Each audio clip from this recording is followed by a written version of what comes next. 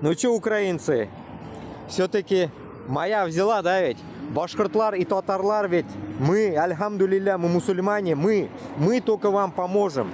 Мы только вам поможем, блядь, уничтожить этого Путина, блядь. Только мы поможем, поймите, вот. Вот, что тут пишет, блядь, Израиль Гондон, что делал?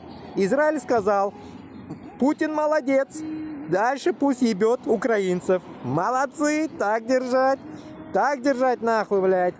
Вот вам, блядь, нахуй, братство евреев, блядь. Как там украинцы поддерживали?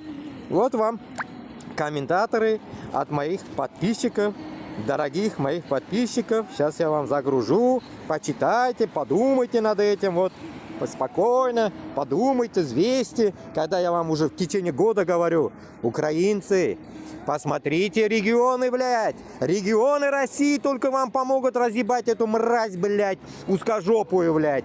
Но вы нихуя не понимаете. Вы же надеетесь, блядь, нетаньяшки, блядь, какашки, блядь, и трамплину, ебанашки, блядь, и которые, блядь, все в игре. Вы нихуя не можете понять, блядь. Вот аж я даже вышел на интернет, Wi-Fi ловлю, вам это пишу на Wi-Fi.